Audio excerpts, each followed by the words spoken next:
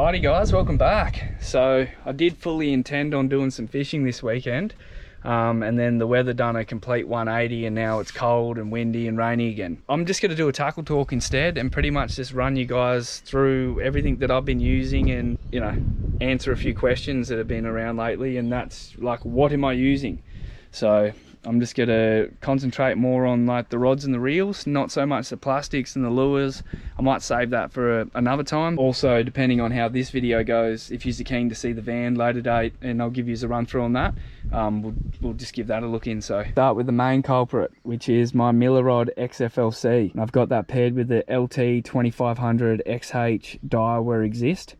This is by far the best setup I've ever owned. I absolutely love it. I struggle now to use anything other than this when fishing in the estuaries. I tend to target fish with setups that I shouldn't be.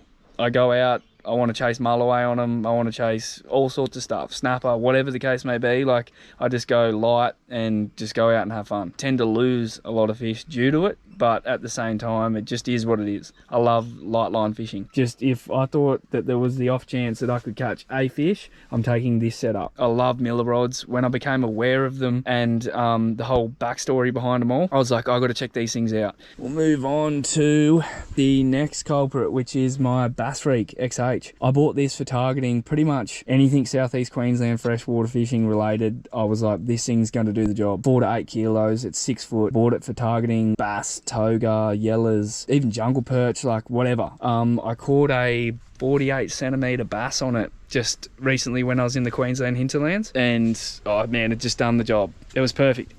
So that's my Bass Freak, and yeah, I've got that paired with a 2500 Certate. These things are sick, man. So I'll move that over. Next, we've got the Millerod Pitch. I bought this intending on targeting barra, jacks, larger mulloway in your estuaries. This thing here is sick. I've used it, I've been enjoying using it. I have it paired with a 4K Certate DC Arc. I reckon I will get more use out of this in the new year when I purchase a boat. Land-based fishing with it's I don't know if it's ideal. Like, it's 6'10". I don't get the best cast with it. Certainly not for the fish that I'm targeting. You know, I use it majority of the time I'm using it, I'm targeting larger mulloway, which I never land because I'm hopeless. I think it's 8 to 15 kilos, so it should be able to handle pretty much anything that the estuaries can throw at you, unless you hook like a whopping big bull shark or something. That pretty much covers all of my spin gear for the estuaries. My XFLC, which is a 2 to 5 kilo rod, Bass Freak 4 to 8 kilo, and a 8 to 15 kilo with the pitch. Moving on to the final setup. So this is my Millerod Ambush, 7 foot 2-piece heavy. I paired it with a Daiwa Tatula 300H, which is the low gear ratio. Purchased this obviously for targeting Murray cod up in the highlands and stuff. It's yet to do really anything. It's been in the car since I pretty much bought it, so I fully 100% intend on swim baiting for jacks, swim baiting for barra, swim baiting for big flatty on the mid-north coast. That setup is just cracking. I went in to buy a Cod Freak, walked out with the Ambush. So yeah, pretty much all of these setups I purchased from Hot Tackle. Save money on each of these setups. Those guys they're the best. So pretty much covers all of my estuary fishing. I do have my pelagic gear. Unfortunately, I haven't ticked off any.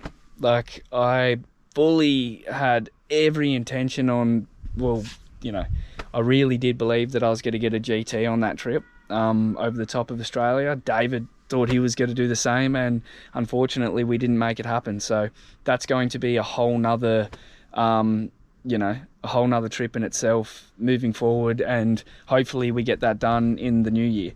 So apart from like my estuary gear, pelagic gear, the rest of my stuff, little brim crankbaits, all manner of things, bass gear, and, you know, some jacks, barra gear, swim baits, stick baits. At the end of the day, as long as you're going out catching fish and having fun, it doesn't really matter. If you want to go running a $120 combo from BCF, or you want to go spend $1,800 on a brim setup, just go enjoy yourself. The whole deciding factor for me to go spend money was the fact that I started filming. Prior to this, I was just kind of had bits and pieces, and I was just fishing using really whatever I had. When I became aware of the Miller rods, come to find out Ian Miller, the guy that designed them, is from the same stretch of coastline that I'm from. And 3 of the rods from that range were designed fishing my hometown river. So I was like sold. Like, I need to have these. It's just one of those things. Yeah, I hope you guys enjoyed. I hope that answered a few questions you have, and I'll see you on the next episode where we're actually catching some fish. All right, guys, enjoy.